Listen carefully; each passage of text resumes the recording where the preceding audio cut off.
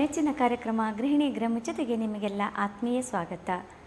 ವೃತ್ತಿ ಶಿಕ್ಷಣದಲ್ಲಿ ಶಿಕ್ಷಕಿಯಾಗಿ ಕಾರ್ಯನಿರ್ವಹಿಸಿ ನಿವೃತ್ತಿ ಹೊಂದಿರುವ ಲತಾ ಆವರ್ಸೆ ಇವರು ಈ ದಿನ ನಮ್ಮೊಂದಿಗೆ ಮಾತುಕತೆಗೆ ಬಂದಿದ್ದಾರೆ. ಲತಾ ಅವರೇ, ನಮ್ಮ ಕಾರ್ಯಕ್ರಮಕ್ಕೆ ನಿಮಗೆ ಆತ್ಮೀಯ ಸ್ವಾಗತ. ನಮಸ್ಕಾರ. ನಿಮ್ಮ ಬಾಲ್ಯದ ಸವಿ ನೆನಪನ್ನು ನಮ್ಮ ವೀಕ್ಷಕರೊಂದಿಗೆ ಹಂಚಿಕೊಳ್ಳಿ. ಬಾಲ್ಯದ ಅಂಥ ಒಂದು ದೊಡ್ಡ ವಿಷಯಗಳೇನಿಲ್ಲ, ಆದರೆ ಬಾಲ್ಯದ್ದಂದರೆ ನಮಗೆ ಸಂತಸ ಸಿಗ್ತದೆ ಅಂತ ನನ್ನ ಅಭಿಪ್ರಾಯ. ಹೌದು. ಬೈಂದೂರು ತಾಲೂಕು, ಈಗಿನದು ಬೈಂದೂರು ತಾಲೂಕು, ಕಂಬದಕೋಣೆ ಅಂತ, ಅಲ್ಲಿ ಹುಟ್ಟಿದ್ದು ನಾವು. ತಂದೆ ರಾಮಚಂದ್ರಮಯ್ಯ ಅಂತ, ತಾಯಿ ಅನ್ಸೂಯ ಅಂತ. 4 ಮಕ್ಕಳು ನಾವು. ಅದರಲ್ಲಿ ನಾವು 3 ಜನ ಹೆಣ್ಣುಮಕ್ಕಳು, ಒಂದು ಗಂಡ, ಅಣ್ಣ ದೊಡ್ಡವನು, ಹುಡುಗಿಯಲ್ಲಿ ನಾನೇ ದೊಡ್ಡವಳು, ಮತ್ತಿಬ್ಬರು ಹೆಣ್ಮಕ್ಳು. ಈಗ ಒಂದು ತಂಗಿ ಮದುವೆ ಆಗಿ ಬೆಂಗಳೂರಿನಲ್ಲಿದ್ದಾಳೆ, 2ನೇವಳು. 3ನೇವಳು ದುಬಾಯಿಯಲ್ಲಿದ್ದಾಳೆ ಮದುವೆ ಆಗಿ. ಇಬ್ಬರಿಗೂ ಒಂದೊಂದು ಹೆಣ್ಣು ಮಕ್ಕಳು. ನನಗೂ ಕೂಡ ಮದುವೆಯಾಗಿ ಈಗ ಒಂದು ಮಗಳು. ಅಂದರೆ ಪ್ರೈಮರಿ ಸ್ಕೂಲು ಅಲ್ಲಿ ಕಂಬದಕೋಣೆ ಸರ್ಕಾರಿ ಪ್ರಾಥಮಿಕ ಶಾಲೆಯಲ್ಲಿ 7ನೇ ಕ್ಲಾಸ್ವರೆಗಿತ್ತು, ಅಲ್ಲಿ ಆದದ್ದು. ಮತ್ತು ಹೈಸ್ಕೂಲ್ ಶಿಕ್ಷಣ ಅಲ್ಲಿಯೇ, ಪ್ರೌಢಶಾಲೆ ಕಂಬದಕೋಣೆದು ಸರ್ಕಾರಿ ಪ್ರೌಢಶಾಲೆ ಅಲ್ಲಿ ಮುಗಿಸಿ ಮತ್ತು SLC ಮಾತ್ರ ಮಾಡಿದ್ದು ಸದ್ಯಕ್ಕೆ. ಮತ್ತು ಮುಂದೆ ಹೋಗುವ ಯೋಚನೆ ಕೂಡ ಇರಲಿಲ್ಲ. ಆದರೆ ಮಧ್ಯದಲ್ಲಿ ನನಗೆ ಅಂದರೆ ಸಾಧಾರಣ 7ನೇ ಕ್ಲಾಸ್ ಇರುವಾಗಲೇ ನನ್ನ ತಾಯಿ ಹೊಲಿಗೆ ಮಾಡ್ತಾಯಿದ್ರು. ಅವ್ರಿಗೆ ತುಂಬ ಇಷ್ಟ ಅದರಲ್ಲಿ, ಹೊಲಿಗೆಯಲ್ಲಿ. ಅಂದರೆ ಅವರು ಹೊಲಿಗೆಯಲ್ಲಿ ಪ್ರಶಸ್ತಿ ಎಲ್ಲ ಆ ಥರ ಪಡ್ಕೊಂಡವರು. ಅವರು ಉತ್ತರ ಕನ್ನಡದಲ್ಲಿ ಕಲ್ತದ್ದು ಅದನ್ನು. ಹಾಗೆ ಅವ್ರ ಹತ್ರ ಒಂದು ಮಿಷನ್ ಇತ್ತು ಆ ಕಾಲದಲ್ಲಿ, ಉಷಾ ಮಿಷನ್ ಇತ್ತು. ಅದನ್ನು ನೋಡುವಾಗೆಲ್ಲ ನನಗೆ ಒಂದು ಸ್ವಲ್ಪ ನನಗೆ ಆಟಿಕೆ ಅದಾಗಿತ್ತಂತ ಕಾಣಿಸ್ತದೆ ಹೆಚ್ಚಿನ ಪಕ್ಷ. ಅದರದ್ದೊಂದು ಮೇಲಿನ ಪಾರ್ಟ್ ಎಲ್ಲ ಇರಲಿಲ್ಲ, ಬರೀ ಕೈಯಲ್ಲಿ ತಿರುಗಿಸ್ಕೊಳ್ಬೇಕಿತ್ತು. ಆದರೂ ಅದರಲ್ಲೇ ಪ್ರಯತ್ನ ಮಾಡ್ತಾ ಇದ್ದೆ. ನನಗಂದರೆ ಆವಾಗಲೇ ಅದರದ್ದು ಇಷ್ಟ ಇತ್ತು. ಮತ್ತು ಹೈಸ್ಕೂಲಿಗೆ ಹೋಗುವಾಗ ನಮಗೆ ಅಲ್ಲಿ ಒಬ್ಬರು ಸರ್ ಇದ್ದರು, ನಾಗರಾಜ್ ಸರ್ ಅಂತ. ಅವರು ಹೊಲಿಗೆ ಸರ್ ಆಗಿದ್ದರು. ಅವರು ಅಂದರೆ ಯಾರು ಹೋಗದೇ ಇದ್ರು ಕೂಡ ನಾನು ಆ ಕ್ಲಾಸ್ನಲ್ಲಂತೂ ಏನೋ ಚೂರು ಚೂರು ಮಾಡ್ತಾ ಇದ್ದೆ, ನನಗೆ ಇಷ್ಟ ಇತ್ತು. ಮಧ್ಯದಲ್ಲಿ ಒಂದು ಘಟನೆ ನಡೀತು SLC ಆಗೋ ಹೊತ್ತಲ್ಲಿ. ಅಂದರೆ ನಮಗೆ ತಾಯಿಯ ಮನೇಲಿದ್ದದ್ದು ನಾವು, ಅಂದರೆ ತಂದೆ ಮನೇಲಿ ಇದ್ದದ್ದಲ್ಲ, ತಾಯಿ ಮನೇಲಿ. ನನ್ನ ತಾಯಿಯ ತಾಯಿಗೆ ಗಂಡು ಮಕ್ಕಳಿಲ್ಲ, ಹಾಗಾಗಿ ನಾವಲ್ಲಿ ಅಂದರೆ ಚಿಕ್ಕಮ್ಮ ಅಮ್ಮ ಜಾಯಿಂಟ್ ಫ್ಯಾಮಿಲಿಯೆಲ್ಲ ಇದ್ದವರು. ಹಾಗೆ ಚಿಕ್ಕಮ್ಮ ಬೇರೆ ಕಡೆ ಹೊಲಿಗೆಗೆಲ್ಲ ಕೊಡ್ತಾಯಿದ್ರು. ಆಗೆಲ್ಲ ಹಾಗೆಲ್ಲ ಕೊಟ್ಟರೆ ಪಕ್ಕ ಕೊಡ್ತಾ ಇರಲಿಲ್ಲ, ಕೊಡ್ತಾ ಇರಲಿಲ್ಲ. ಆಗ ಅವರಿಗೆ ಸಿಟ್ಟು ಬಂದು, ನನ್ನ ಮಗಳದೀಗ SLC ಆಗಿದೆ, ನಾನಿನ್ನು ಹೊಲಿಗೆ ಕಲಿಸಿ ಅವಳು ಇನ್ನು ನಮ್ಮದೆಲ್ಲ ಬಟ್ಟೆ ಹೊಲಿಗೆ ಕೊಡ್ತಾಳೆ, ನೀನು ಇಷ್ಟು ತಡ ಮಾಡಿದೆಯಲ್ಲ ಅಂತ ಹೇಳಿ ಬಂದು ಹೊಲಿಗೆ ಕಲಿ ಅಂತ ಹೇಳಿದ್ದು. ಮತ್ತು ನನಗೆ ಚಿಕ್ಕಂದಿನಿಂದ ಅದು ಸ್ವಲ್ಪ ಇಷ್ಟ ಇತ್ತು. ಸ್ವಲ್ಪ ನಾನೇ ಅಲ್ಲೇ ಏನೋ ಒಂದು ಮಾಡ್ತಾ ಇದ್ದೆ. ಮತ್ತು ಮುಂದೆ ಹೋಗುವ ಯೋಚನೆ ಹೆಚ್ಚಿನ ಪಕ್ಷ ನನ್ನ ಹತ್ರ ಇಲ್ಲ, ನನಗೆ ಹೊಲಿಗೆ ಕಲಿಯುವ ಆಸೆ ಇತ್ತು. ಮತ್ತು ಮನೆಯಲ್ಲಿ ದನಗಳಿತ್ತು, ಮತ್ತು ಗಿಡಗಳು, ಹೂವಿನ ಗಿಡ ಇತ್ತು, ಅದೆಲ್ಲ ಒಂಥರ ಇಷ್ಟ ಇತ್ತು. ಮತ್ತು ಅಡಿಗೆ ಇನ್ನೊಂದು ನನಗೆ ತುಂಬ ಇಷ್ಟ ಅಂತದ್ದು, ಅಡಿಗೆದು. ಹಾಗೆ ಅದನ್ನು ಮಾಡೋದು, ಹೊಸತೇನೋ ಒಂದು ಹುಡುಕೋದು, ಅದೆಲ್ಲ ಇತ್ತು. ಮಧ್ಯದಲ್ಲಿ ಇದೊಂಚೂರು ಇತ್ತು. ಆ ಸಮಯದಲ್ಲೇ ನಮ್ಮ ಬಾರ್ಕೂರ್ ನ್ಯಾಷನಲ್ ಕಾಲೇಜ್, ಬಾರ್ಕೂರ್ನಲ್ಲಿ ಒಂದು ಕೋರ್ಸು ಓಪನ್ ಆಯಿತು ಅದೇ ವರ್ಷ. ಅದಂದರೆ 1 ವರ್ಷ ಆಗಿದೆ ಅಷ್ಟರಲ್ಲಿ, ನಮ್ಗೆ ಗೊತ್ತಿರಲಿಲ್ಲ. ಅಂದರೆ 1 ವರ್ಷ ಅಂದರೆ 6 ತಿಂಗಳು ಮೊದಲು ಪ್ರಾರಂಭ ಆದದಂತೆ ಗೊತ್ತಿಲ್ಲ. ಅಲ್ಲಿ ಅದೊಂದು ಕೋರ್ಸ್ ಪ್ರಾರಂಭ ಆಯಿತು, ಹೊಲಿಗೆದು ಒಕೇಶನ್ ಕೋರ್ಸ್ ಅಂತ ಆ ಟೈಮಲ್ಲಿ ಪ್ರಾರಂಭ ಆಗಿದ್ದು. ಆಗ ಅದನ್ನು ನೋಡಿ ನಮ್ಮ ಚಿಕ್ಕಮ್ಮ ಅವರಲ್ಲಿ ಕಂಬದಕೋಣೆ ಹೈಸ್ಕೂಲ್ನಲ್ಲಿ ಕ್ಲರ್ಕ್ ಆಗಿದ್ದರು. ಅವರು ಪೇಪರ್ನಲ್ಲೆಲ್ಲ ನೋಡಿ ಇದಕ್ಕೆ ಸೇರ್ತೀಯಾ ಅಂತ ಕೇಳಿದ್ರು. ಯಾಕಂದ್ರೆ ನನಗೆ ಹೊಲಿಗೆದು ಇಂಟ್ರೆಸ್ಟ್ ಇತ್ತು ಅಂತ, ಅದರಲ್ಲಿ ಎಂಬ್ರಾಯ್ಡ್ರಿ ಎಲ್ಲ ಇತ್ತದು. ಹಾಗೆ ನನಗೆ ಸಿಕ್ಕಿತಲ್ಲ ಅಂತ ಖುಷಿ ಆಯಿತು. ಆದರೆ ಒಂದಂದರೆ ಆ ಕಾಲದಲ್ಲಿ ದೂರ ಹೋಗೋದು ಕಷ್ಟ, ಈಗಿನ ಹಾಗೆ ಬಸ್ಸುಗಳ ವ್ಯವಸ್ಥೆ ಎಲ್ಲ ಇಲ್ಲ. ಕಂಬದಕೋಣೆಯಿಂದ ಬಾರ್ಕೂರಿಗೆ ಬರಬೇಕಿತ್ತು ನಾವು. ಹೇಗೆ ಬರೋದು ಅನ್ನೋದು, ಕಾಲೇಜಿಗೆ ಬಂದು ಮಾತಾಡುವಾಗ ಅಲ್ಲಿಯ ಪ್ರಿನ್ಸಿಪಾಲ್ ಸೀತಾರಾಮ್ ಶೆಟ್ಟರ್ ಅವರನ್ನೀಗ ನಾನು ನೆನೆಯಲೇಬೇಕು. ಇವತ್ತು ಇಂಥ ಒಂದು ಇದರಲ್ಲಿ ಇದ್ದೇನೆ ಅಂತಂದರೆ ಅವರ ಒಂದು ಆಶೀರ್ವಾದ ನಮಗೆಲ್ಲ. ಅವರು ಬಾರ್ಕೂರ್ ಸೀತಾರಾಮ್ ಶೆಟ್ಟರ್ ಅಂತ, ಅವ್ರು ಪ್ರಿನ್ಸಿಪಾಲ್ರಾಗಿದ್ದರು. ಆದರೆ ಅವರು ಒಂದು ಹೇಳಿದರು, ದೂರದ ಹುಡುಗಿಯರನ್ನು ನಾವು ತಗೊಳ್ಳೋದಿಲ್ಲ ಅಂತ. ನಿರಾಸೆ ಆಯ್ತಾಗ ಏನು ಮಾಡೋದು ಅಂತ ಅಂದ್ಕೊಂಡು ತುಂಬ ಯೋಚನೆಯಲ್ಲಿರುವಾಗ ಅವ್ರು ತಗೊಳ್ಳೋದೇ ಇಲ್ಲ, ಯಾಕಂದರೆ ದೂರದವ್ರು ಬರಲಿಕ್ಕಾಗೋದಿಲ್ಲ, ಮತ್ತು ಇಲ್ಲಿ ಉಳಿಲಿಕ್ಕೆ ವ್ಯವಸ್ಥೆ ಇಲ್ಲ ಅಂತಂದು. ಕೊನೆಗೆ ಅದೇ ಹೊತ್ತಲ್ಲಿ ಒಬ್ಬರು ಪರಿಚಯದವರು, ಬೈಂದೂರಿನ ಬಾಡದವರು ಅವರು, ಅವರಲ್ಲಿ ಬಾರ್ಕೂರು ಸಿಂಹಾಸನ ಗುಡ್ಡೆಯಲ್ಲಿ ಅವರದ್ದು ಮನೆ, ಗಣಪಯ್ಯ ಅಡಿಗ ಅಂತ, ದೇವಕಿ ಅಂತ ಅವ್ರ ಹೆಂಡತಿ ಹೆಸರು. ಅವರ ಮನೇಲಿ ಹೀಗೆ ಊಟಕ್ಕೆ ಹಾಕ್ತಾರೆ, ಎಲ್ಲರಿಗೂ ಹಾಕೋದಿಲ್ಲ ಅಂತಂದು. ಆದರೆ ನಾವು ಹೋದಾಗ ನಮ್ಗೆ ಅವರ ನೋಡಿ ಖುಷಿ ಆಯಿತು, ಅವರಿಗೂ ಖುಷಿ ಆಯಿತು. ಮತ್ತು ಅವ್ರು ಆಯಿತು ನಮ್ಮ ಮನೆ ಮಗಳಾಗಿರಲಿ ಅವರು ಅಂತಂದು. ಮತ್ತು ಅಲ್ಲಿ ಉಳಿದು ಇಲ್ಲಿ ಬಂದು ಹೇಳಿದಾಗ ಆಯಿತು. ಎಷ್ಟು ಅವಧಿಯವರೆಗೆ ಮಾಡಿದಂಥ? 2 ವರ್ಷ. 2 ವರ್ಷ ಅದನ್ನು ಮಾಡಿದ್ದು. ಅಲ್ಲಿ ಅಂದರೆ ಮಾಡ್ತಾ ಇರುವಾಗಲೇ ಇವರ ಮನೇಲಿ ಇದ್ದದ್ದು. ಮತ್ತು ಮನೆಗೆ ಬಂದು ಹೋಗ್ತಾ ಇದ್ದೆ. ಮತ್ತು 2 ವರ್ಷ ಆಗಿ ಅದು ಏನೋ ಗೊತ್ತಿಲ್ಲ, ನನ್ನ ಪುಣ್ಯವೋ ಏನೋ ಗೊತ್ತಿಲ್ಲ, ಅಥವಾ ಅವರ ಮನೆಯವರ ಆಶೀರ್ವಾದವೋ ಗೊತ್ತಿಲ್ಲ, ಮುಗಿಸಿ ಬರುವಾಗಲೇ ನಮ್ಮ ಈ ಸರ್ಕಾರಿ ಪ್ರೌಢಶಾಲೆಯಲ್ಲೆಲ್ಲ ಹಿಂದಿನಿಂದಲೂ ಇತ್ತದು, ಒಂದು ವೃತ್ತಿ ಶಿಕ್ಷಣ ಅಂತ ಒಂದು ವಿಭಾಗ ಇರ್ತದೆ. ಅಂದರೆ ಈಗ ಎಲ್ಲ ಸಬ್ಜೆಕ್ಟಿಗೆ ಇದ್ದ ಹಾಗೆ ವೃತ್ತಿ ಶಿಕ್ಷಣ ಅಂದರೆ ಅದರಲ್ಲಿ ಕ್ರಾಫ್ಟ್ ಬೇರೆ ಬೇರೆ ಉಂಟು. ಅದರಲ್ಲಿ ಕ್ರಾಫ್ಟಲ್ಲಿಯೇ ಹಾರ್ಟಿಕಲ್ಚರ್ ಅಂತ ಉಂಟು, ಅಂದರೆ ತೋಟಗಾರಿಕೆ, ಹಾಗೆ ಕಾರ್ಪೆಂಟ್ರಿ ಅಂತ ಉಂಟು, ನಮ್ಮದು ಹೊಲಿಗೆ ಉಂಟು, ಸಂಗೀತ ಉಂಟು, ಡ್ರಾಯಿಂಗ್ ಉಂಟು. ಅಂದರೆ ಅದರಲ್ಲಿ ಬೇರೆ ಬೇರೆ ವಿಭಾಗಗಳು ಇರ್ತದೆ. ಕೆಲವು ಶಾಲೆಗೆ ಕೆಲವೊಂದು ಇರ್ತದೆ. ಹಿಂದಿನ ಇದರಲ್ಲೆಲ್ಲ 4 ಇತ್ತು, ಈಗ ಅದು ತೆಗೆದು ಒಂದೊಂದು ಪೋಸ್ಟ್ ಆಗಿದೆ.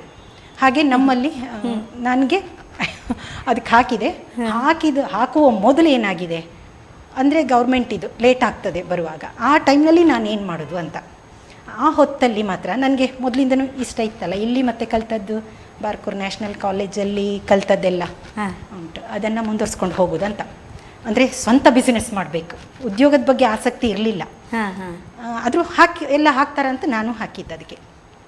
ಹಾಗೆ ಹಾಕಿ ನಾನು ಕ್ಲಾಸ್ ಮಾಡ್ತಾ ಇದ್ದೆ ಆಗ ಅಲ್ಲಿ ಕಂಬದ ಕೋಣೆಯಲ್ಲಿ. ಇದು ಮುಗಿಸಿದ ತಕ್ಷಣ ಕಂಬದ ಕೋಣೆಯಲ್ಲಿ ಹೊಲಿತಾ ಇದ್ದೆ ನಾನು. ಮತ್ತೆ ನನ್ನ ಹತ್ರ ಫ್ಯಾಷನ್ ಮೇಕರ್ ಆ ಹೊತ್ತಲ್ಲಿ ಬಂದದ್ದಷ್ಟೇ ಅದು, ಅದನ್ನು ಪರ್ಚೇಸ್ ಮಾಡಿದೆ. ಮತ್ತು ನನಗೆ ಅದು ಎಂಬ್ರಾಯ್ಡ್ರಿದೆಲ್ಲ ಇಷ್ಟ ಇತ್ತು. ಮತ್ತು ಬೈಂದೂರಿನಲ್ಲಿ ಒಂದು ರೋಟ್ರಿ ಕ್ಲಬ್, ಅದರಲ್ಲಿ ಒಂದು ಕ್ಲಾಸ್ ಮಾಡಬೇಕು ನೀವು ಅಂದರು. ನನಗೆ ಇಲ್ಲಿ ಹೊಲಿಗೆ ತುಂಬ ಬರ್ತಿತ್ತು, ಮತ್ತು ನನಗೆ ಸ್ವಲ್ಪ ಏನಾದರೂ ಹೊಸ್ತು ಮಾಡಬೇಕನ್ನುವ ಆಸಕ್ತಿ ಇತ್ತಲ್ಲ. ಹಾಗೆ ಬೈಂದೂರಿನಲ್ಲಿ ರೋಟ್ರಿ ಕ್ಲಬ್ನವ್ರು ಹೇಳುವಾಗ 1 ಗಂಟೆ ಹೊತ್ತು ಬಂದರೆ ಸಾಕು ನೀವು ಸಂಜೆಗೆ ಅಂದರು. ಆಯ್ತು ಹೇಳಿ ಅಲ್ಲಿ 2 ವರ್ಷ ಅಲ್ಲಿ ಮಾಡಿದೆ ರೋಟ್ರಿ ಕ್ಲಬ್. ಅದರ ಮಧ್ಯದಲ್ಲಿಯೇ ಮನೇಲಿ ಕೂಡ ಕೆಲವರೆಲ್ಲ ಬಂದು ಕೇಳಿದರು ಕ್ಲಾಸ್ ಮಾಡಿ ಅಂತ. ಮನೇಲೂ ಒಂದು ಇಬ್ಬರಿಗೆ ಹೀಗೆ ಒಂದು 3 ಜನ ಪುರ್ಸೊತ್ತ ಇದ್ದ ಸಮಯ ಇದ್ದ ಹಾಗೆ ಮಾಡ್ತಾ ಇದ್ದೆ. ಮತ್ತು ಅದರ ಮಧ್ಯದಲ್ಲಿಯೇ ಕೊಲ್ಲೂರಿನಲ್ಲಿ ಮಹಿಳಾ ಸಮಾಜದಿಂದ ಶನಿವಾರ ಮಧ್ಯಾಹ್ನ ಆದಿತ್ಯವಾರ ಇಡೀ ದಿವಸ ಆ ಥರ ಅಲ್ಲಿ ಒಂದು ಕ್ಲಾಸು ಅದೇ ಟೈಮ್ನಲ್ಲಿ ಅಡ್ಜಸ್ಟ್ ಮಾಡ್ಕೊಂಡು. ಮತ್ತು ಕೊನೆಗೆ ಕಿರ್ಮುಂಜೇಶ್ವರದಲ್ಲಿ JCI ಅಂತ ಅದರಲ್ಲಿ ಅವರದ್ದೊಂದು ಇದರಲ್ಲಿ ಮಾಡಿ ಅಲ್ಲಿಯೂ ಕೂಡ ಕ್ಲಾಸ್ ಮಾಡ್ತಾಯಿದ್ದೆ. ಮಧ್ಯದಲ್ಲಿ ಗ್ಯಾಪ್ ಮಾಡ್ಕೊಂಡು ಮರವಂತೆಯಲ್ಲಿ ಆ 2 ವರ್ಷದ ಗ್ಯಾಪ್ನಲ್ಲಿ ಇಷ್ಟೆಲ್ಲ ಕ್ಲಾಸ್ ಮಾಡ್ತಾಯಿದ್ದೆ. ಮರವಂತೆ ಮಹಿಳಾ ಸಮಾಜದ ಅಲ್ಲಿ ಕೂಡ ಕ್ಲಾಸ್ ಮಾಡ್ತಾಯಿದ್ದೆ. ಮತ್ತು ಅದರ ಮಧ್ಯದಲ್ಲಿ ಇದು ಬರಲಿಲ್ಲ, 2 ವರ್ಷ ಆಯಿತು. ಅಷ್ಟರಲ್ಲಿ ನಮ್ಮ ಮೊದಲಿನ ಬ್ಯಾಚಿನವರೊಬ್ಬರು ಅವರಿಗೂ ಸಿಕ್ಕಿ ಆಗಿದೆ, ಇನ್ನು ಬರುವುದಿಲ್ಲ ಅಂತ ನಾನು ಬಿಸ್ನೆಸ್ ಸ್ಟಾರ್ಟ್ ಮಾಡೋದಂತ ಒಂದು ರೆಡಿಮೇಡ್ ಸೆಂಟರಿಗೆಲ್ಲ ಪ್ಲ್ಯಾನ್ ಹಾಕಿ ಎಲ್ಲ ಮಾಡುವಾಗ ನನಗೆ ಅಂತೂ ಅಪಾಯಿಂಟ್ಮೆಂಟ್ ಆರ್ಡರ್ ಬಂತಂತ ಆಯ್ತು 2 ವರ್ಷದ ನಂತರ, ಇಂಟರ್ವ್ಯೂ ಆಗಿ 2 ವರ್ಷದ ನಂತರ. ಮತ್ತು ನನಗೆ ಸಿಕ್ಕಿದ್ದು ಫಸ್ಟ್ ಅಪಾಯಿಂಟ್ಮೆಂಟ್ ಆದದ್ದು ಕೆಮ್ಮಣ್ಣು ಜೂನಿಯರ್ ಕಾಲೇಜ್, ಅದು ಪದವಿ ಪೂರ್ವ ಕಾಲೇಜ್, ಫಿಶರೀಸ್ ಡಿಪಾರ್ಟ್ಮೆಂಟ್ ಇದ್ದಾಗ ಅಲ್ಲಿಗೆ ಫಸ್ಟ್ ಅಪಾಯಿಂಟ್ಮೆಂಟ್ ಆಯಿತು. ಮತ್ತು ಅಲ್ಲಿ 2 ವರ್ಷ ಇದ್ದೆ. ಅಲ್ಲಿ ಮೊದಲ ಅಪಾಯಿಂಟ್ಮೆಂಟ್, ಅಲ್ಲಿ ಅನುಭವ ಹೇಗಿತ್ತು ನೀವು? ಅಲ್ಲಿ ಅನುಭವ ಅಂದರೆ ತುಂಬ ವಿದ್ಯಾರ್ಥಿಗಳ ಸಂಖ್ಯೆ ಹೆಚ್ಚಿತ್ತಲ್ಲಿ. ಅಂದರೆ ನೀವು ಇಲ್ಲಿ ಕ್ಲಾಸಸ್ ಮಾಡಿದ್ದಕ್ಕೂ ಅಲ್ಲಿ ತುಂಬ ವ್ಯತ್ಯಾಸ ಉಂಟು. ನಮಗೆ ಇಲ್ಲಿ ಟೀಚಿಂಗ್ ನೋಟ್ಸ್ ಎಲ್ಲ ಮಾಡಬೇಕು, ಅಲ್ಲಿ ಅದೆಲ್ಲ ಇಲ್ಲ. ನಾನೇನೋ ಒಂದು ಹೇಳ್ಕೊಡ್ಬೋದು, 6 ತಿಂಗಳಲ್ಲಿ ಮುಗಿಸ್ಬೋದು ಅಷ್ಟೇ. ಅಂದರೆ ಏನು ಬೇಕೋ ಅದು ಮಾತ್ರ. ಇದು ಮಕ್ಕಳಿಗೆ ಆ ಥರ ಅಲ್ಲ, ಅವರಿಗೆ ಎಂಬ್ರಾಯ್ಡ್ರಿ ಹೇಳ್ಕೊಡ್ಬೇಕು, ಪ್ರಾರಂಭಿಕ ಹೊಲಿಗೆಗಳನ್ನು ಹೇಳ್ಕೊಡ್ಬೇಕು. ಮತ್ತು ಅವರಿಗೆ ಇಂಟ್ರೆಸ್ಟ್ ಬರ್ಲಿಕ್ಕೆ ಬರೀ ಹೊಲಿಗೆ ಸಾಕಾಗೋದಿಲ್ಲ, ಅವ್ರಿಗೇನಾದರೂ ಕ್ರಾಫ್ಟ್ ಆ ಥರ ಹೊಸ ಹೌದು ಮಾಡಬೇಕು. ಮತ್ತು ಅದರಲ್ಲಿ ಆವಾಗ ಏನಂದರೆ ನಮಗೆ ಸ್ವಲ್ಪ ಕ್ಲಾಸ್ ಮಾಡಲಿಕ್ಕಿತ್ತು. ಮಧ್ಯದಲ್ಲಿ ಟೀಚರ್ಸ್ ಎಲ್ಲ ತುಂಬ ಕಡಿಮೆ ಇತ್ತಾಗ ಇಲ್ಲ ಸ್ಕೂಲ್ನಲ್ಲಿ. ಆಗ ಕೆಲವೊಂದು ಸಬ್ಜೆಕ್ಟ್ ಎಲ್ಲ ಕೊಡ್ತಾರೆ. ಹಾಗೆ ನನಗೆ ಕನ್ನಡ ಕೂಡ ಕೊಟ್ಟಿದ್ರು. ಏನೋ ಅದನ್ನು ಮುಂದುವರ್ಸ್ಕೊಂಡು ಹೋಗಿದ್ದೇವೆ ಅಷ್ಟೇ, ಮತ್ತೆ ಗೊತ್ತಿಲ್ಲ ಹೇಗಾಗಿತ್ತೋ ಅದೀಗ ಗೊತ್ತಿಲ್ಲ. ಆಗಿನ ವಿದ್ಯಾರ್ಥಿಗಳ ಹತ್ರ ಕೇಳಬೇಕು. ಮತ್ತು ಅಲ್ಲಿಂದ ಅದೇ ಸಮಯದಲ್ಲಿ ನನಗೆ ಮದುವೆ ಆಯಿತು. ಮದುವೆಯಾಗಿ ಆವರ್ಸೆ ಹೈಸ್ಕೂಲ್ನಲ್ಲಿ ಅವರು ಸೈನ್ಸ್ ಟೀಚರ್ ಆಗಿದ್ದರು. ಆವರ್ಸೆಯವರೇ ಐತಾಳ್ ಫ್ಯಾಮಿಲಿ. ಮದುವೆ ಆಯಿತು ಅದೇ ಸಮಯದಲ್ಲಿ 1 ವರ್ಷ.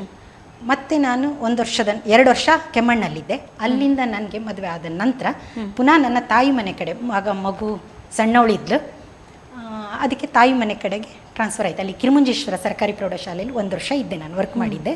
ಮಗಳನ್ನು ತಾಯಿ ಮನೆಯಲ್ಲಿ ಇಟ್ಕೊಂಡು ವರ್ಕ್ ಮಾಡ್ತಾ ಇದ್ದೆ ನಾನು. ಹಾಗೆ ಅಲ್ಲಿ 1 ವರ್ಷ ಇದ್ದು ಮತ್ತೆ ಇಲ್ಲಿ ಗಂಡನ ಇರೋದು ಆವರ್ಸೆ ಹೈಸ್ಕೂಲ್ನಲ್ಲಿತ್ತು. ನಾನಲ್ಲಿ ಬಂದು ಹೋಗಲಿಕ್ಕೆಲ್ಲ ಆಗ್ತಾ ಇರಲಿಲ್ಲ. ಆಗ ನಾವು ಟ್ರಾನ್ಸ್ಫರ್ ನಮಗೆ ಸಿಗ್ತದಲ್ಲ ಸರ್ಕಾರಿ ಶಾಲೆ ಆದದ್ರಿಂದ, ಅಲ್ಲಿಂದ ಮಾಡ್ಕೊಳ್ಳೋದಂತ ಇಬ್ಬರು ಬೇರೆ ಕಡೆ ಮಾಡ್ಕೊಳ್ಳೋ ಯೋಚನೆ ಆಗುವಾಗ, ಇಲ್ಲ ಇಲ್ಲಿಯೇ ವೇಕೆನ್ಸಿ ಉಂಟು ಆವರ್ಸೆಯಲ್ಲಿ ಅಂತ. ಅಲ್ಲಿ ಆ ಹೊತ್ತಲ್ಲಿ ಆವರ್ಸೆಯಲ್ಲಿ 2 ಪೋಸ್ಟ್ ಇತ್ತು, ಕ್ರಾಫ್ಟ್ ಪೋಸ್ಟೇ 2 ಇತ್ತು. ಅದರಲ್ಲಿ ಒಬ್ಬರು ಬಂದಿದ್ದಾರೆ, ಅವ್ರು ನನ್ನ ಮೊದಲಿನ ಬ್ಯಾಚಿನವರು, ಅವರು ನಾಗರಾಜ್ ಸರ್ ಅಂತ. ಈಗ ಅವರು ಇಲ್ಲಿ ಡಿಪಾರ್ಟ್ಮೆಂಟಲ್ಲಿ ಸಬ್ಜೆಕ್ಟ್ ಇನ್ಸ್ಪೆಕ್ಟರ್ ಆಗಿದ್ದರು ಹೊಲಿಗೆದೆ. ಹಾಂ ಹಾಂ ಅವ್ರು ಅಲ್ಲಿಗೆ ಬಂದಾಗಿದೆ. ನಾನು ಬರೆದ್ರೆ ಮತ್ತೊಂದು ಪೋಸ್ಟ್ ಉಂಟು, ಆದರೆ ಇಬ್ಬರು ಬರ್ಲಿಕ್ಕೆ ಆಗ್ತದೆ ಇಲ್ವಾ ಗೊತ್ತಿರಲಿಲ್ಲ. ಆದರೆ ಅಲ್ಲಿ ಆ ಸಮಯದಲ್ಲಿ ಏನಾಯ್ತಂದರೆ ಸ್ವಲ್ಪ ಟೀಚರ್ಸ್ ಸಂಖ್ಯೆ ಕಡಿಮೆ ಇತ್ತು, ಮತ್ತು ಸಬ್ಜೆಕ್ಟ್ ಮಾಡಬೇಕಾಗಿ ಬರ್ತಿತ್ತು. ಅದಕ್ಕೆ ಇಲ್ಲಿಗೆ ಡೆಪ್ಟೇಷನ್ ಮಾಡಿಸ್ಕೊಂಡು ಬಂದರು. ಒಂದು ವರ್ಷ ಕಿರುಮುಂಜೇಶ್ವರದಲ್ಲಿ ಇದ್ದಾಗ ಇಲ್ಲಿ ಡೆಪ್ಟೇಷನ್ ನಿಯೋಜನೆ ಮಾಡ್ತಾರೆ, ಹಾಗೆ ಇಲ್ಲಿಗೆ ಬಂದದ್ದು.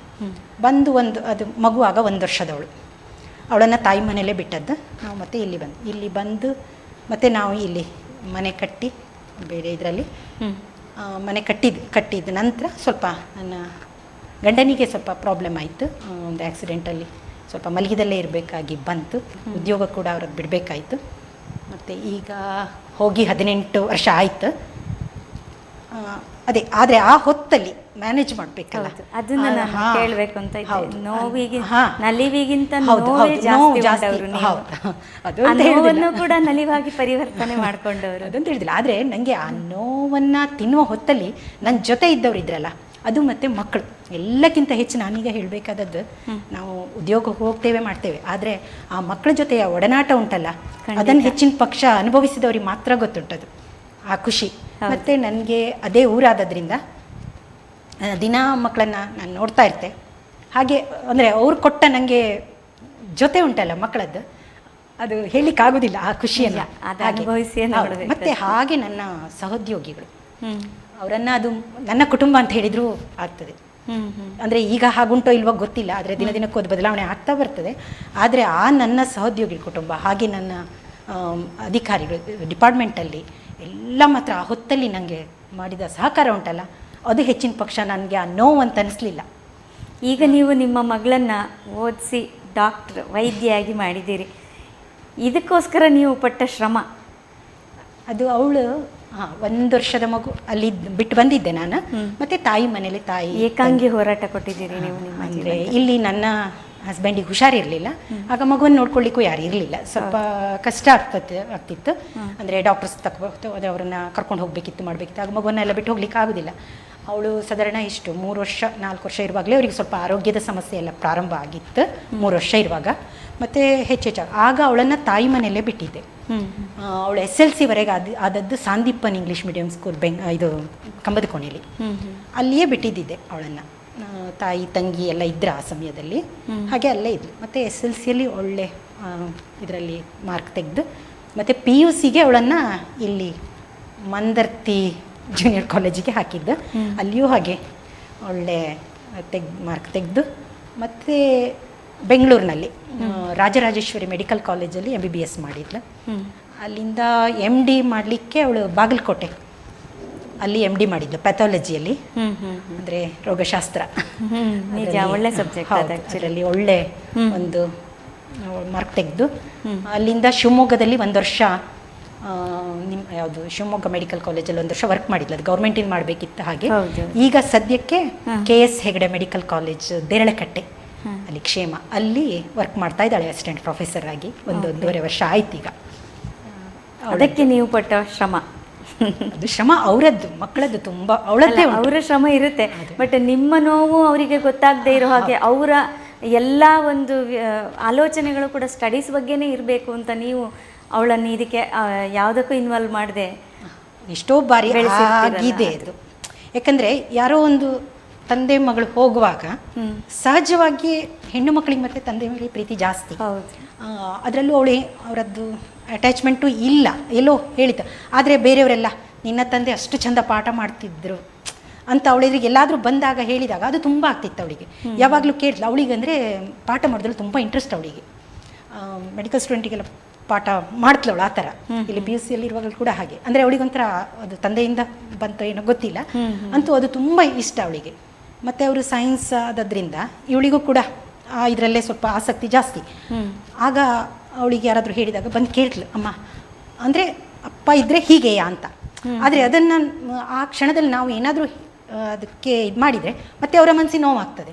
ಅದಕ್ಕೆ ಅದು ಇದ್ದಾಗ ನೋಡಬೇಕಿತ್ತು, ನೋಡುವ, ಈಗ ಇದ್ರಲ್ವಾ ಅವರೇ ಅಲ್ವಾ ಮಾಡೋದು ಅಂತ ಹೇಳಿಕೊಂಡು ಅವಳನ್ನು ಆ ಥರದಲ್ಲಿ ಇದು ಮಾಡ್ತಿದ್ದೆ. ಆದರೆ ಬರ್ತದೆ ಅವಳ ಮನಸ್ಸಿಗೆ ಎಲ್ಲೆಲ್ಲೋ ಸಹಜ ಅದು. ನಾವು ಹೌದು. ಅದನ್ನು ದುಡ್ಲಿಕ್ಕೆ ಆಗೋದಿಲ್ಲಲ್ಲ, ಹಾಗೆ ಆ ಥರದಲ್ಲಿ ಅದು ದೊಡ್ಡ ಸಾಧನೆ ಅಂತ ನಾನೇನು ಹೇಳೋದಿಲ್ಲ. ಆದರೆ ಅವಳದ್ದು ಸಾಧನೆ ತುಂಬ ಉಂಟು. ಅವ್ರು ಅದನ್ನು ನೆನ್ಪಿಟ್ಕೊಂಡು ಮಾಡಬೇಕಲ್ಲ. ಆದರೆ ಎಲ್ಲವರ ಹಾಗೆ ನನಗೆ ಅಷ್ಟು ಆ ಥರದ್ದಲ್ಲೇ ಮಾಡಲಿಲ್ಲ.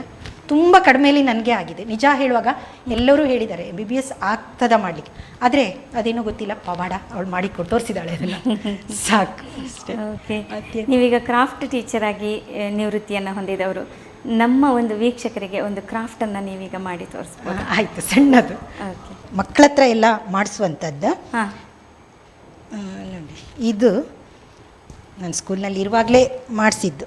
ಮಿಷನ್ ಇತ್ತು ನಮ್ಮಲ್ಲಿ. ನನ್ನ ಓಲ್ಡ್ ಸ್ಟೂಡೆಂಟ್ ಸ್ವಲ್ಪ ಸೆಕೆಂಡ್ ಹ್ಯಾಂಡ್ ಮಿಷನ್ಗಳನ್ನೆಲ್ಲ ಅವ್ರ ಹತ್ರ ಹೇಳಿ ಶಾಲೆಗೆ ಅದನ್ನು ಡೊನೇಟ್ ಮಾಡಿದ್ದಾರೆ ಮಕ್ಕಳು. ಅಂದರೆ ಮುಂದಿನ ಮಕ್ಕಳಿಗೆ ಸಹಕಾರಿಯಾಗಲಿ ಅಂತ. ಆಗ ನಾನೀಗ ಮಕ್ಕಳಿಗೆ ಏನಾದರೂ ಹೇಳ್ಕೊಡ್ಬೇಕಲ್ಲ, ಆ ಥರದಲ್ಲಿ ಆ ಮಿಷನ್ ಅಷ್ಟು ಮಕ್ಕಳಿಗೆ ಮಿಷನ್ ಅಷ್ಟು ಸಿಗೋದಿಲ್ಲ. ಆದರೂ ಕೂಡ ಟೈಮ್ ಮಾಡಿ ಏನೋ ಮಾಡ್ತಾ ಇದ್ದೆ. ಆಗ ಎಲ್ಲ ಮಕ್ಕಳ ಹತ್ರ ಎಲ್ಲ ಮಾಡಿಸಿದ್ದೆ ಇದನ್ನು, ಈ ಥರದ್ದೆಲ್ಲ ಮಾಡಿಸೋದು ಅವ್ರ ಹತ್ರ. ಈಗ ಮಕ್ಕಳೇ ಮಾಡಿರೋದು? ಹೌದು, ಮಕ್ಕಳೇ. ಅಂದರೆ ಒಬ್ಬೊಬ್ಬರು ಒಂದೊಂದು ಯಾವುದೋ ಮಾಡ್ತಾ ಹೋಗ್ತಾರೆ. ಅಂದರೆ ಎಲ್ಲರೂ ಮಾಡಲಿ, ಹಾಗೆ ಎಲ್ಲರೂ ಒಟ್ಟಾಗಿ ಒಂದನ್ನು ಮಾಡ್ತಾರೆ. ಮಕ್ಕಳ ಹತ್ರ ಎಲ್ಲ ಇದೆಲ್ಲ ಹೊಲಿಸಿದ್ದ ತುಂಬ ಹೀಗೆ ಬ್ಯಾಗ್ ಎಲ್ಲ ಮತ್ತೆ ಮಾಡಿದ್ದಾರೆ.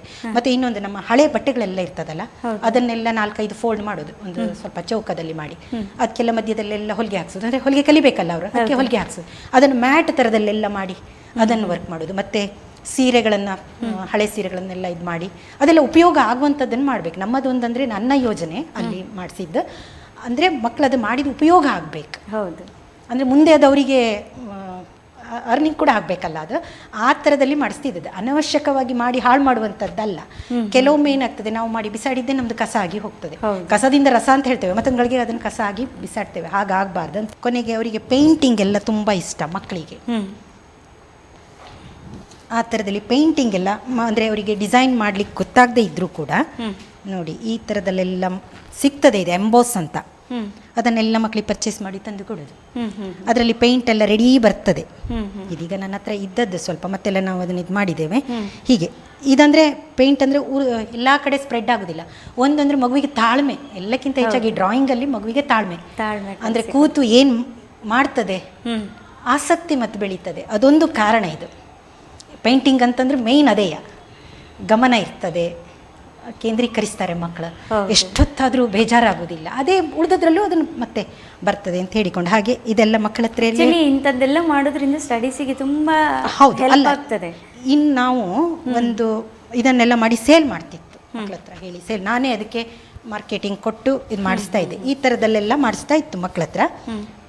ಹಾಗೆ ನಮ್ಮದು ಇನ್ನೊಂದು ಅದಕ್ಕೆ ತುಂಬ ಇದುಂಟು, ಯಾವುದು ಬೇಡಿಕೆ ಇದ್ದಿತ್ತು, ಈಗಲೂ ಇತ್ತು. ಮೊನ್ನೆ ಇತ್ತೀಚೆ ಒಂದು ಇದರಲ್ಲಿ ಮತ್ತೆ ನನ್ನ ಓಲ್ಡ್ ಸ್ಟೂಡೆಂಟ್ ಕರೆಸಿ ನಾನು ಮಾಡಬೇಕಾಗಿ ಬಂತದು. ಹಾಗೆ ಇದೊಂದು ಆರ್ಗೆಂಡಿ ಬಟ್ಟೆ ಅಂತ ನೋಡಿ, ಈ ಆರ್ಗೆಂಡಿ ಬಟ್ಟೆಯಿಂದ ಗುಲಾಬಿ ಹೂ ಮಾಡೋದು. ನಾವೆಲ್ಲ ಗೆಸ್ಟಿಗೆ ಇದ್ದ ಹೂವನ್ನೇ ತಂದು ಕೊಡ್ತೇವೆ, ಅವ್ರು ಸ್ವಲ್ಪ ಹೊತ್ತು ಇಡ್ತಾರೆ ಮತ್ತೆ ಹೋಗ್ತದೆ. ಇದಾಗಲ್ಲ, ಮನೆ ತಗೊಂಡೋಗಿ ಶೋಕೇಸಲ್ಲಿಯೂ ಇಡ್ಬೋದು. ಆ ಥರದಲ್ಲಿ ಇದು ಸಾಧಾರಣ ನನ್ನ ಆ ಶಾಲೆಯ ಮಕ್ಕಳ ಹತ್ರ ಮಾಡಿಸ್ಲಿಕ್ಕೆ ಪ್ರಾರಂಭ ಮಾಡಿದೊಂದು 5-6 ಸಾವಿರ ಹೂ ಆಗಿರ್ಬೋದು. ಅಷ್ಟು ಮಾಡಿ ಅವ್ರು ಸೇಲ್ ಮಾಡಿಸಿದ್ದೇನೆ ಅವ್ರ ಹತ್ರ. ಅಂದರೆ ಅದು ಮಕ್ಕಳಿಗೆ ಖುಷಿ ಅದೊಂದು ಮಾಡುವಾಗ. ಹಾಗೆ ಅದೇ ಇದನ್ನೊಂದು ಬೇಕಾದರೆ, ಅಂದರೆ ಇದು ನಾನೇ ಕೆಲವೊಂದೆಲ್ಲ ಅದನ್ನು ಬದಲಾವಣೆ ಮಾಡಿಕೊಂಡದ್ದು ಆ ಥರದಲ್ಲಿ. ಅಂದರೆ ಕೆಲವು ಬೆಳೆದಿದ್ದು ಇದನ್ನೆಲ್ಲ ಉಪಯೋಗಿಸ್ಕೊಂಡು ಮಾಡೋದು. ಹಾಗೆ ನಾನೀಗ ಅದೊಂದು ನಿಮಗೆ ಮಾಡಿ ತೋರಿಸ್ತೇನೆ. ಇದೆಲ್ಲ ಮಕ್ಕಳು ತುಂಬ ಇಷ್ಟದಿಂದ ಮಾಡ್ತಾರೆ ಅವರು.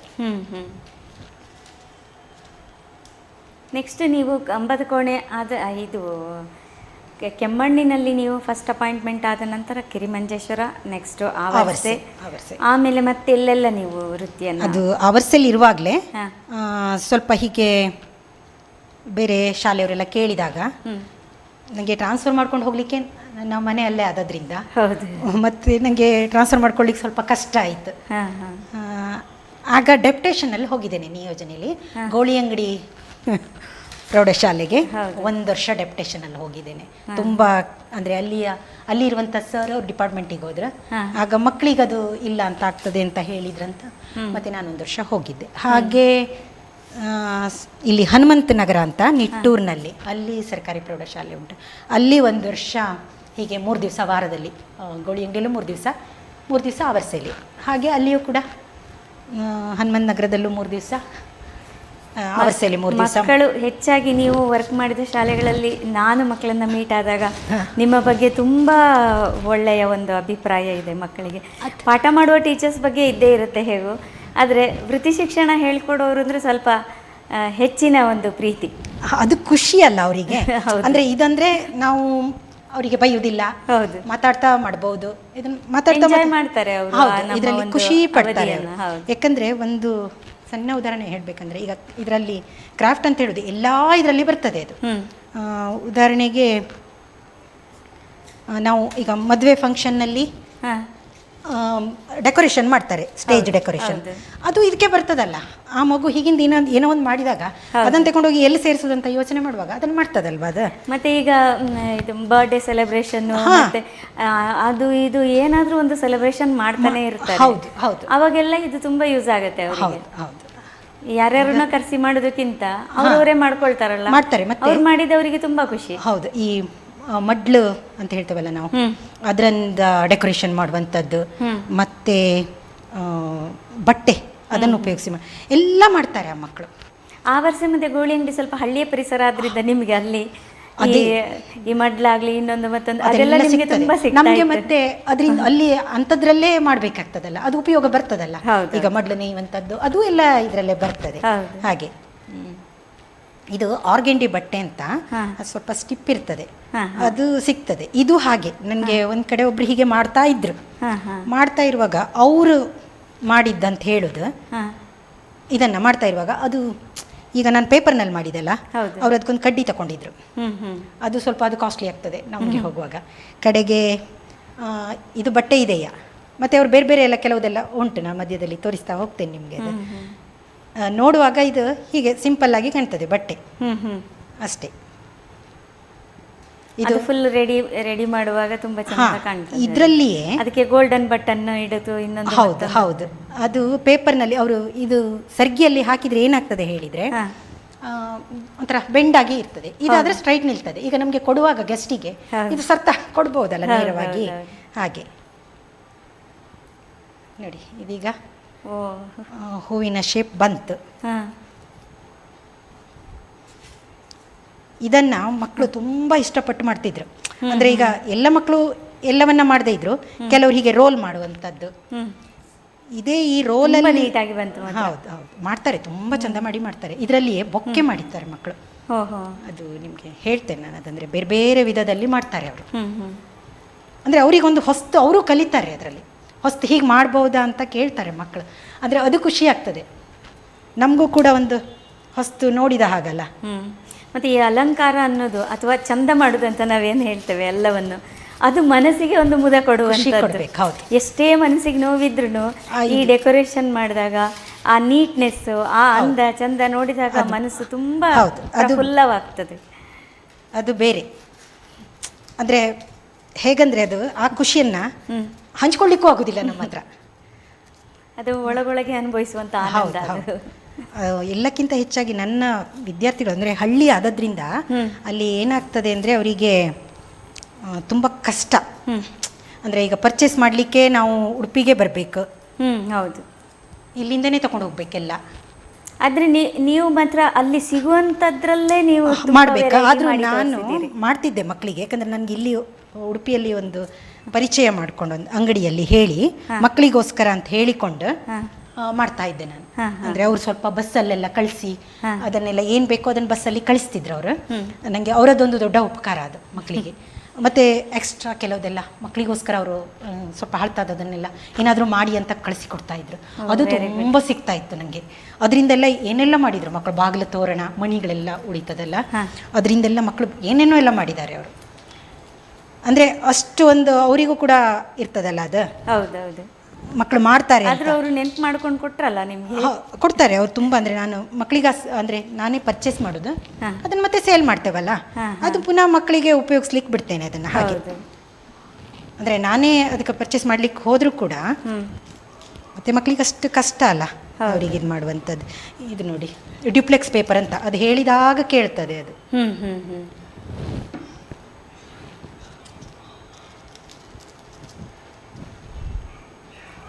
ಇದು ಗ್ರೀನ್ ಟೇಪ್ ಅಂತ, ಅದರಲ್ಲಿ ಗಮ್ ಇರ್ತದೆ.